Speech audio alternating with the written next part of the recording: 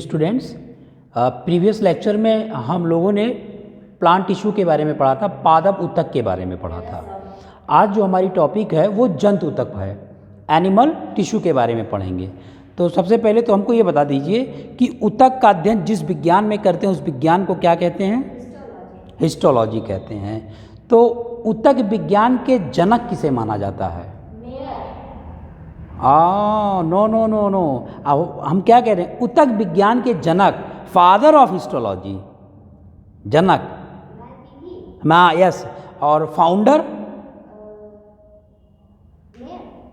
Clear हो गया। तो आज की जो हमारी टॉपिक है वो है जंतु ऊतक, एनिमल टिश्यू, एनिमल टिश्यू, जंतु ऊतक, जंतु ऊतक। आज की टॉपिक है जंतु ऊतक, एनिमल टिश्यू। ठीक, जैसे पादपों में ऊतक होता, और ऊतक को हम लोग पहले से परिभाषित कर चुके हैं कि कोशिकाओं के समूह को ऊतक कहते हैं। तो चाहे वो जंतु कोशिका हो चाहे पादप कोशिका हो, परिभाषा एक होगी कि कोशिकाओं के ऊतक को, कोशिकाओं के समूह को ऊतक कहते हैं। अच्छा, जंतु ऊतक को पढ़ने जा रहे हैं तो यहाँ पे हम एक चार्ट बनाने जा रहे हैं सबसे पहले कि ये जो एनिमल टिश्यू है इसको कितने कितने भागों में विभाजित किया गया है। ठीक, तो हमारा जो जंतु ऊतक है, जंतु ऊतक को मुख्य रूप से 4 भागों में विभाजित कर दिया गया है। एक हमारा भाग है, जो पहला भाग है उसको हम कहते हैं एपिथेलियल टिश्यू।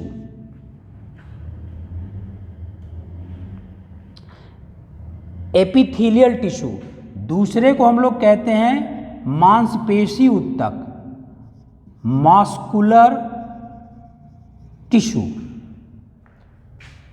तीसरे को हम कहते हैं संयोजक ऊतक, कनेक्टिव टिश्यू। और चौथे को हम कहते हैं तंत्रिका ऊतक, नर्वस टिश्यू, नर्वस टिश्यू। ये हमारा है तंत्रिका ऊतक। कनेक्टिव टिश्यू ये हमारा है संयोजन ऊतक, संयोजन ऊतक। मांसपेशीय ऊतक ये मस्कुलर टिश्यू है, ये हमारा मांसपेशीय ऊतक। तो ऊतक, जंतु ऊतक मुख्य रूप से 4 प्रकार के होते हैं। Epithelial tissue, muscular tissue, muscular माने मसल्स, मांसपेशी वाले ऊतक। कनेक्टिव टिश्यू संयोजन ऊतक। नर्वस टिश्यू तंत्रिका ऊतक। तो जंतुओं में ऊतक यही 4 प्रकार के होते हैं। आगे चल करके ये ऊतक फिर विभाजित होंगे, फिर कई भागों में विभाजित होंगे। जैसे हमारा जो एपिथेलियल टिश्यू है, इस एपिथेलियल टिश्यू आगे चल करके 4 भागों में विभाजित हो जाता है। पहला स्क्वैमस एपिथेलियल टिश्यू, स्क्वैमस। दूसरा क्यूबॉइडल, अब ये सब पे डिस्कशन कर रहे हैं, क्यूबॉइडल। अगला कॉलुमनर, कॉलुमनर। अगला सीलिएटेड एपिथेलियल टिश्यू। सब में एपिथेलियल जुड़ा हुआ है। Squamous epithelial tissue, cuboidal epithelial tissue, columnar epithelial tissue और सीलिएटेड एपिथेलियल टिश्यू। अब ये देखो, क्यूबॉइडल है ना, क्यूब के शेप में होगा। कॉलुमनर कॉलम लाइक होगा, उसी के नाम से। सीलिएटेड सीलिया की तरीके से होगा। ठीक, अब हम आते हैं मस्कुलर टिश्यू पे। मस्कुलर टिश्यू भी आगे चल करके 3 भागों में बंट जाता है। एक को हम कहते हैं स्ट्रिएटेड मस्कुलर टिश्यू, दूसरे को कहते हैं स्मूथ माने चिकना, स्मूथ मस्कुलर टिश्यू, और तीसरे को हम कह देते हैं कार्डियक मस्कुलर टिश्यू। तो मस्कुलर टिश्यू जो मांसपेशी वाले ऊतक होते हैं वो आगे चल करके 3 भागों में विभाजित हो जाते हैं। ठीक, आगे आइए। अब हमारे ये जो कनेक्टिव टिश्यू है, संयोजक ऊतक है, ये संयोजक ऊतक आगे चल करके फिर कई भागों में विभाजित हो जाते हैं। एक हो जाता है, या इसी को हम यहाँ पे एरो करके इस तरीके से बना देते हैं कि संयोजक उत्तक देखते हैं कितने भागों में विभाजित हो रहा है। संयोजक उत्तक, संयोजक उत्तक पहला भाग होगा इसका areolar tissue, areolar connective tissue. दूसरा हमारा होगा adipose, adipose tissue, areolar tissue, adipose tissue. अगला हमारा होगा स्केलेटल टिश्यू। तीसरा अगला हमारा होगा फ्लूइड, फ्लूइड टिश्यू। तो कनेक्टिव टिश्यू जो संयोजक उत्तक है वो आगे चल करके 4 भागों में विभाजित हो जा रहा है। एरियोलर, एडिपोज, स्केलेटल का मतलब कंकालीय, कंकालीय संयोजक उत्तक, और फ्लूइड मतलब समझ ही रहे होंगे, फ्लूइड है ना, फ्लूइड टिश्यू।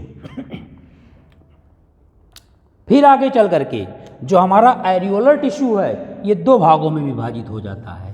पहला, इसको हम कहते हैं टेंडन, और दूसरे को हम कहते हैं ligament, tendon and ligament. Adipose tissue के कोई भाग नहीं होते हैं। फिर हमारा जो कंकालीय उत्तक है ये आगे चल करके ये भी 2 भागों में विभाजित हो जाता है। एक को हम कहते हैं कार्टिलेज और दूसरे को हम कहते हैं बोन, अस्थि, हड्डी, बोन।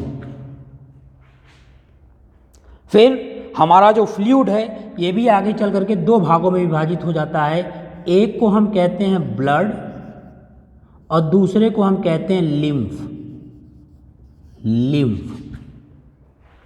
ये पूरा स्केच है, ये पूरी समरी है, ये पूरा सारांश है जंतु ऊतक का इसी चार्ट से। तो ये पूरा जंतु ऊतक का चार्ट है कि जंतु ऊतक का विभाजन कैसे कैसे होता है।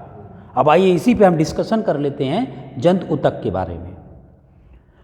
तो देखिए यहाँ पे जंतु ऊतक 4 प्रकार का दिया हुआ है। एपिथेलियल, मस्कुलर माने मांसपेशी वाले ऊतक, कनेक्टिव माने संयोजक ऊतक, और नर्वस टिश्यू का मतलब तंत्रिका ऊतक। हमारे जो एपिथेलियल टिश्यू होते हैं, एपिथेलियल टिश्यू को, एपिथेलियल ऊतकों को हम लोग सपोर्टिंग, सहायता प्रदान करने वाला ऊतक कहते हैं, जो सहायता प्रदान करता हो। क्लियर। अब ये आगे चल करके 4 भागों में विभाजित हो जाता है। स्क्वैमस, स्क्वैमस का मतलब ऐसे ऊतक जिनकी संरचना स्क्वायर के शेप में होती है। स्क्वायर जानते हैं ना, स्क्वायर के शेप में होती है, यानी ये जो ऊतक होंगे इनकी कोशिकाएं ऐसे एक दूसरे से अटैच होंगी, ऐसे करके, जस्ट लाइक इस तरीके से। क्लियर। अगला हमारा अगला है क्यूबॉइडल, ऐसे ऊतक जिनकी संरचना क्यूब के समान हो। क्यूब जानती है ना, जिनकी संरचना क्यूब के समान होती है, उससे हम, इन्हीं के नाम से ही है, उसे हम क्यूबॉइडल कहते हैं। कॉलमनर, जिनकी संरचना कॉलम लाइक होती है, लाइक दिस, ऐसे कॉलम है ना, ये 1 कॉलम 2 कॉलम 3 कॉलम, जिनकी संरचना कॉलम के समान होती है उसे हम कॉलमनर कहते हैं। सीलिएटेड, जिनकी संरचना सीलिया के समान होती है, रोम के समान होती है, हेयर लाइक प्रोजेक्शंस होते हैं, उसे हम सीलिएटेड एपिथेलियल टिश्यू कहते हैं, एपिथेलियल ऊतक कहते हैं। तो हमने ये कहा कि जो एपिथेलियल टिश्यू है, ये एपिथेलियल टिश्यू का कार्य ये है कि ये सहायता प्रदान करने में मदद करता है। ठीक है, यानी शरीर को सहायता प्रदान करता है, त्वचा को सहायता प्रदान करता है। ठीक है। स्क्वैमस, लेकिन इन सब का लोकेशन, ये सब अलग अलग जगहों पे पाए जाते हैं। जैसे हमारा स्क्वैमस एपिथेलियल टिश्यू है, ये स्क्वैमस एपिथेलियल टिश्यू हमारे आंतों की लाइनिंग में पाया जाएगा, मुख में पाया जाएगा, लार ग्रंथि में पाया जाएगा। ऐसे क्यूबॉइडल एपिथेलियल टिश्यू है, ठीक है, ये हमारे आमाशय में पाए जाएंगे, आंतीय भागों में पाए जाएंगे, गूदा द्वार में पाए जाएंगे। इसी तरीके से कॉलमनर है और सीलिएटेड है। ठीक। आगे चल करके मांसपेशी जो ऊतक है, यह मांसपेशी ऊतक मुख्य रूप से 3 प्रकार के यहाँ दिखाई दिए हैं। स्ट्रिएटेड, स्मूथ और कार्डियक। ये स्ट्रिएटेड जो हमारा है, इसी को हम एक नाम से और भी जानते हैं, उसे हम कहते हैं voluntary muscles. Voluntary muscles, voluntary muscles, इसी को हम एक नाम से और जानते हैं, अभी बता रहे हैं वॉलेंट्री क्या है। और जो स्मूथ है, इसी को हम एक नाम से और भी जानते हैं, उसको इनवॉलेंट्री मसल्स कहते हैं। Involuntary muscles, involuntary muscles, involuntary मांसपेशी। वॉलेंट्री मसल्स का मतलब ऐसी मांसपेशियां जो इच्छा पे आधारित हो। इनवॉलेंट्री का मतलब ऐसी मांसपेशियां जो अनैच्छिक, यानी ये ऐच्छिक मांसपेशियां होंगी और ये अनैच्छिक, इसी को हम कहेंगे ऐच्छिक मांसपेशी, और ये हमारी होगी अनैच्छिक मांसपेशी। अनैच्छिक, ऐच्छिक अनैच्छिक मांसपेशियां। क्लियर हो गया? ऐच्छिक अनैच्छिक मांसपेशियां हैं। ओके। और तीसरा हमारा होता कार्डियक मसल्स। ठीक है, आइए हम डिस्कशन कर लेते हैं मस्कुलर टिश्यू के बारे में, मांसपेशी ऊतक के बारे में। तो जितने भी मांसपेशियों वाले ऊतक होंगे वो सभी लचीले होंगे, सभी फ्लैक्सिबल होंगे, उन मांसपेशियों के अंदर लचीलापन पाया जाएगा। ठीक, अब जैसे हमारा स्ट्रिएटेड है, स्ट्रिएटेड है, इस स्ट्रिएटेड मांसपेशी को हम लोग वॉलेंट्री कहते हैं, ऐच्छिक। यानी ऐसी मांसपेशियां जो हमारी इच्छाओं पे निर्भर करती हैं। इसका मतलब ये हुआ कि हमने आपको बताया कि जो मस्कुलर्स होंगे, मांसपेशी होंगे, उसमें फ्लेक्सिबिलिटी होगी, लचीलापन होगा। अगर ये मांसपेशियां लचीलापन ना हो तो ये शरीर को लचीलापन प्रोवाइड करती हैं, हम जैसे चाहते हैं वैसे मुड़ जाते हैं, जिधर चाहते हैं उधर हो जाते हैं। ये मांसपेशियों की वजह से हो रहे हैं, क्योंकि इसमें फ्लेक्सिबिलिटी है, लचीलापन है। तो बहुत से ऐसे हमारे शरीर के अंग हैं जो ऐच्छिक हैं, जो हमारी इच्छा के अनुसार मुड़ती हैं, जो हमारी इच्छा के अनुसार मूवमेंट करती हैं। बताइए कौन से शरीर के अंग है? ये हमारी लिम्स हैं, गर्दन है, रिस्ट है। तो ये सब जो मांसपेशियां हैं वो किस प्रकार की हैं? ऐच्छिक हैं, वॉलेंट्री हैं। जब हम चाहें अपनी इच्छा के अनुसार इसको इधर उधर घुमा सकते हैं, तो इसी को हम कहते हैं ऐच्छिक मांसपेशियां हैं। अगली हमारी है स्मूथ या इनवॉलेंट्री, अनैच्छिक। शरीर के ऐसे अंगों में जो मूवमेंट होता है जो हमारी इच्छा पे निर्भर नहीं होता। अगर हम चाहें कि जैसे हम इसको हिला लिए थे, गर्दन को हिला लिए थे, उसको भी हिला लें तो नहीं हिला पाएंगे। बताइए कौन से हैं? हार्ट है, लंग्स है, फेफड़ा है। अगर हम फेफड़ों को चाहें हिला लें तो नहीं हिला पाएंगे। आहार नाल है, एलिमेंट्री कैनाल है, आंत है। अगर हम उसको चाहें कि अपने से हिला लें तो नहीं हिला पाएंगे। तो ये कौन सी होंगी? अनैच्छिक होंगी, इनवॉलेंट्री होंगी। क्लियर हो गया? ऐच्छिक और अनैच्छिक मांसपेशियों में क्या अंतर है? क्लियर? विकल्प दे भी सकता है कि इसमें से कौन सी ऐच्छिक मांसपेशी है, कौन सी अनैच्छिक मांसपेशी है। तो आप मूवमेंट के बेस पर बता सकते हैं कि जो अपनी इच्छा से करें और जो इच्छा से ना हो। अगला है हमारा कार्डियक। कार्डियक जो होती है, कार्डियक मसल्स जो होते हैं वो हृदय से संबंधित होते हैं। ठीक है, यानी ये जो मांसपेशियां होती हैं ये हृदय पे लगी हुई होती हैं, हार्ट पे लगी हुई होती हैं, कार्डियक मसल्स। तो पूछा जा सकता है कि हृदय में कौन सी मांसपेशी पाई जाती है? तो हृदय में कार्डियक मांसपेशी पाई जाती है, हृदय मांसपेशी पाई जाती है। क्लियर? ये क्या करता है कि हृदय को लचीलापन प्रदान करता है। क्लियर? अगर हमारा हृदय कठोर हो जाएगा, मांसपेशियां अगर कठोर हो जाएं तो हृदय हमारा ब्लास्ट भी कर सकता है ना। वो तो हमारे हृदय की जो मांसपेशियां होती हैं वो लचीलापन प्रदान करती हैं हृदय को, जिससे हृदय हमारा सुरक्षित बना रहे। कहीं भी गिरे, कुछ भी करें तो हमारे हृदय की मांसपेशियां लचीली हो जाती हैं और हृदय सुरक्षित बना रहता है। तो ये हृदय को सुरक्षा प्रदान करने वाली मांसपेशियां होती हैं जो हृदय में पाई जाती हैं। यानी ये कार्डियक हमारा हार्ट में होगा, हृदय में होगा। क्लियर हो गया? ये हमारे हृदय में होगा।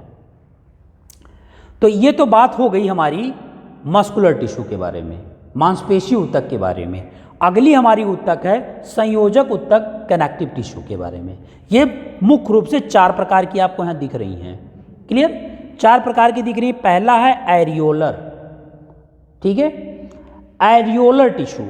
एरियोलर मांसपेशी क्या करता है कि ऐसी मांसपेशियां जो मसल्स को, मांसपेशियों को त्वचा से जोड़ती हैं। हमारी ये त्वचा है और त्वचा पे मांसपेशियां लगी हुई होती हैं। तो प्रश्न ये पूछा जाएगा कि वो कौन से ऊतक हैं जो मांसपेशियों को त्वचा से जोड़ती हैं। तो आंसर होगा एरियोलर। एरियोलर क्या करता है कि मसल्स, मांसपेशियों को जोड़ता है, प्लस माने जोड़ता है त्वचा से, स्किन से जोड़ता है। तो ये प्रश्न पूछा जा सकता है कि वो कौन सी मांसपेशी है जो मांसपेशियों को त्वचा से जोड़ता है। तो मांसपेशियों को त्वचा से जोड़ने वाले ऊतक का क्या नाम है? Areolar connective tissue. इधर क्लियर? ओके, ये पॉइंट याद रखिएगा, ये वाली। दूसरा हमारा है टेंडन और लिगामेंट। दूसरा हमारा है टेंडन और लिगामेंट। तो ये प्रश्न कई बार पूछा गया है कि प्रश्न ऐसे पूछा गया है कि मांसपेशियों को हड्डियों से जोड़ने वाले ऊतक का क्या नाम है? मांसपेशियों को हड्डियों से जोड़ने वाले, टेंडन। यानी ये क्या करता है? मसल्स को जोड़ता है बोन से, हड्डी से, टेंडन। यानी जो हमारा टेंडन है ये मांसपेशियों को हड्डियों से जोड़ता है। तो हमारी जो हड्डियां हैं उस पर मांस लगे होते हैं कि नहीं लगे होते हैं? मांसपेशियां होती हैं, तो उस हड्डियों से मांसपेशियों को जोड़ने का काम हमारा टेंडन करता है। अगला प्रश्न लिगामेंट से पूछा जाएगा कि अस्थि से अस्थि को जोड़ने का काम कौन सा ऊतक करता है? हड्डियों से हड्डी को जोड़ने का काम कौन सा ऊतक करेगा? लिगामेंट करेगा। ये लिगामेंट क्या करता है? बोन को बोन से अटैच करता है, बोन प्लस बोन। अस्थियों को अस्थियों से जोड़ता है, हड्डियों को हड्डियों से जोड़ता है। क्लियर हो गई ये चीज़, ये सारी चीज़ें? ये पॉइंट वाली, ये यहाँ से आपके क्वेश्चंस बनाए जा सकते हैं कि कौन सा ऊतक किसको जोड़ता है। तो याद रखिएगा जो हमारा लिगामेंट होगा वो अस्थि को अस्थि से जोड़ेगा। यही सब लिगामेंट्स हैं हमारे। क्लियर? अस्थि को अस्थि से जोड़ेगा। ठीक, अगला प्रश्न, अगला हमारा एडिपोज टिश्यू। एडिपोज टिश्यू के कोई भी भाग नहीं है। क्लियर? ये जो हमारा एडिपोज टिश्यू है, ये एडिपोज टिश्यू भी मांसपेशियों को, यानी संयोजक ऊतक का कार्य करता है। ये जितने भी ऊतक हैं जोड़ने का ही काम करेंगे, सारे ऊतक, क्योंकि इसका नाम ही है कनेक्टिव टिश्यू, संयोजक ऊतक। ये सारे ऊतक हमारे जोड़ने का ही काम करेंगे। तो एडिपोज टिश्यू जो होगा ये भी हमारे त्वचा में ही पाया जाएगा। ठीक है, त्वचा में पाया जाएगा। ये एडिपोज टिश्यू क्या करता है कि हमारे वसा जो होते हैं, वसा को संचित करने का काम करता है, फैट को संचित करने का काम करता है। ठीक है, अगर हमारे शरीर में वसा संचित होंगे तो हमारी मांसपेशियां मजबूत होंगी। तो इनडायरेक्ट वे में देखा जाए तो मांसपेशियों को ये सहायता प्रदान कर रहा है, क्या संचित करके? वसा को, फैट को। तो प्रश्न ये पूछा जा सकता है वसा को संचित करने वाले ऊतक का नाम बताइए, तो एडिपोज टिश्यू होगा। यही होगा जो वसा को संचित करता है। अगला कंकालीय ऊतक, स्केलेटल टिश्यू है, कंकालीय ऊतक। अब आप यहाँ पे देख रहे हैं कि कंकालीय ऊतक मुख्य रूप से 2 प्रकार का होता है। एक तो कार्टिलेज होता है, दूसरा बोन होगा। अब दोनों में अंतर समझ लीजिए, कार्टिलेज और बोन में क्या अंतर है। ये जो कार्टिलेज होगा इसके अंदर लचीलापन पाया जाएगा, कार्टिलेज में फ्लेक्सिबिलिटी होगी, लचीलापन होगा। लेकिन जो हमारा बोन होगा ये स्ट्रांग होगा, इसमें लचीलापन नहीं होगा। जैसे ये हड्डी है, कहाँ इसमें लचीलापन है? ये हड्डी है, यहाँ हड्डियाँ हैं, कोई लचीलापन नहीं है। ठीक है, ये भी हड्डी है, कार्टिलेज बोन, ये भी एक विशेष हड्डी है और ये भी एक हड्डी है, दोनों हड्डियाँ हैं। लेकिन ये वाली जो हड्डी होगी इसमें लचीलापन होगा और इस वाली हड्डी में लचीलापन नहीं होगा। तो बताइए आपके शरीर में कार्टिलेज हड्डियाँ कहाँ हैं? यस, ये नाक वाली, ये नाक की जो टिप वाली हड्डी है ये कार्टिलेज की है। ये जो ईयर पिन्ना है या कर्ण पल्लव की जो पेशियाँ ये दिखाई दे रही हैं, ये हमारी कार्टिलेज बोन की बनी होती हैं, कार्टिलेज अस्थियों की बनी होती हैं। और इसमें लचीलापन देखो, जैसे चाहो मोड़ लो, जिधर चाहो कर लो। क्लियर? तो ये हो गई हमारी कार्टिलेज बोन हो गई। ठीक, इसमें लचीलापन होगा और इन सब स्थानों पे ये बोन्स पाई जाएंगी। बोन ये मजबूत होते हैं और हमारे शरीर के जो बड़े बड़े बोन हैं वो यही होते हैं। क्लियर? तो हमारे शरीर में सबसे बड़ी हड्डी कौन सी है? फीमर। ठीक है। अगला है फ्लूइड। फ्लूइड माने जानते हैं ना? फ्लूइड मतलब बांसुरी नहीं होता है, फ्लूइड वो तो दूसरी चीज़ होती है। फ्लूइड, फ्लूइड का मतलब यहाँ पे है जो तरल पदार्थ होते हैं। फ्लूइड को हम कहते हैं तरल पदार्थ। फ्लूइड दूसरी चीज़ होती है बांसुरी वाली, उसकी स्पेलिंग दूसरी है। यहाँ फ्लूइड का मतलब हुआ तरल पदार्थ। तो देखो ब्लड है, रक्त, ये भी तरल पदार्थ ही होता है। लिम्फ भी तरल पदार्थ है, क्योंकि लिम्फ इसी रक्त का ही पार्ट होता है। तो आगे जो हमारी फ्लूइड होगी, तरल पदार्थ होंगे, वो दो प्रकार के होंगे। एक तो हमारा रक्त होगा और दूसरा लिम्फ होगा। ठीक है।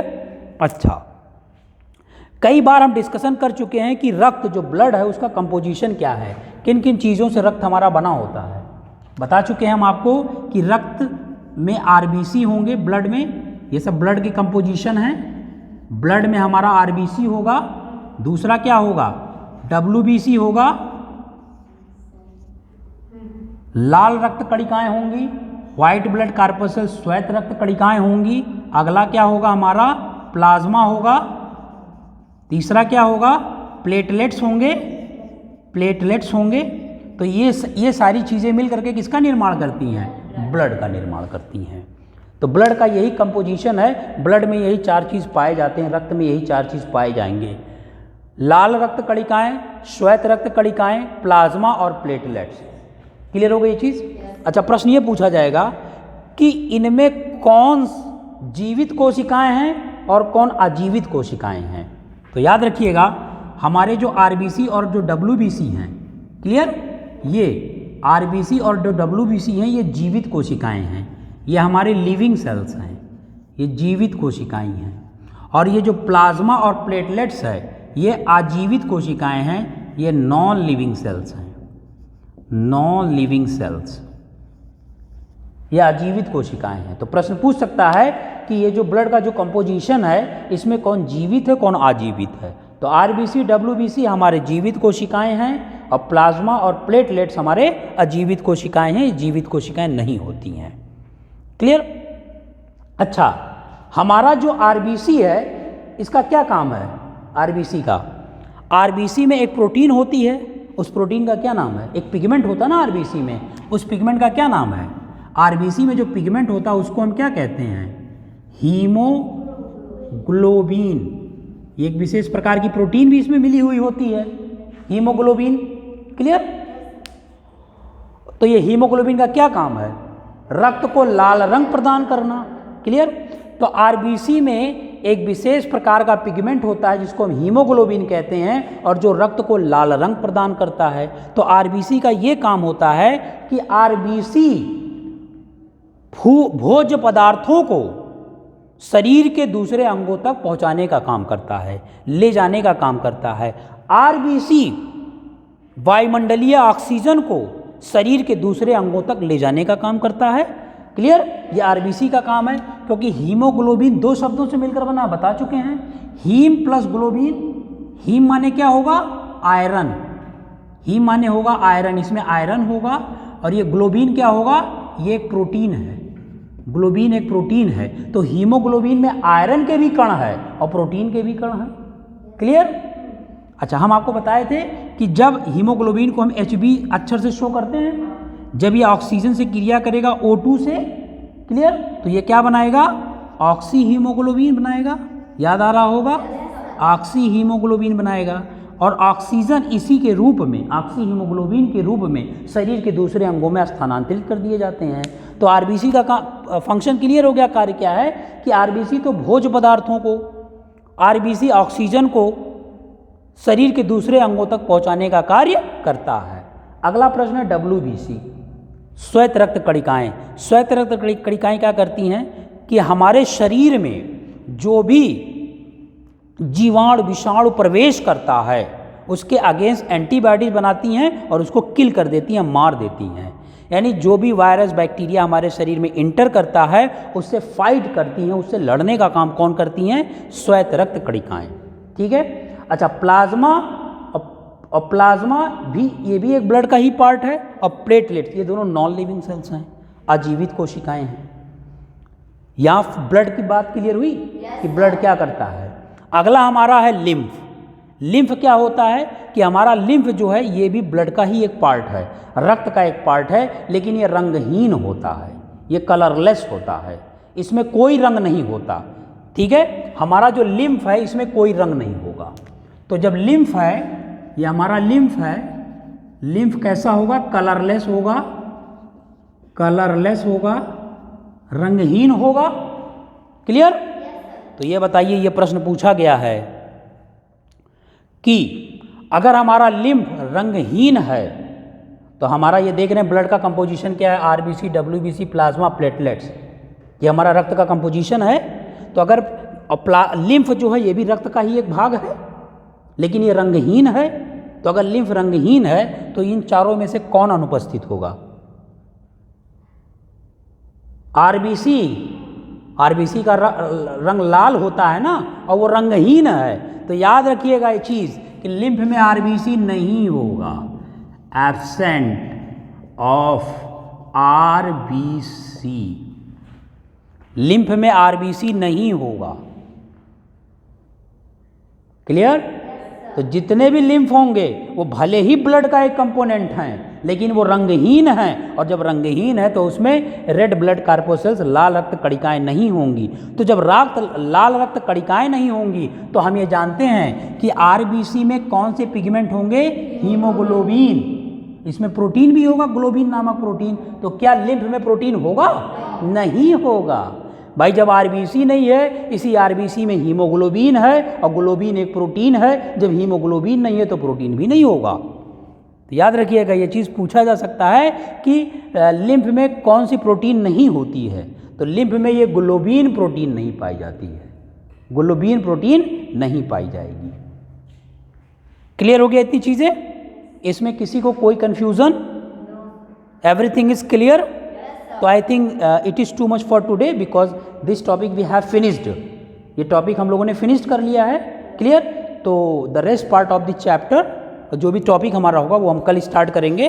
और एक और इन्फॉर्मेशन देनी है आपको कि मंडे से हम दूसरा सेगमेंट भी स्टार्ट करने जा रहे हैं केमिस्ट्री का।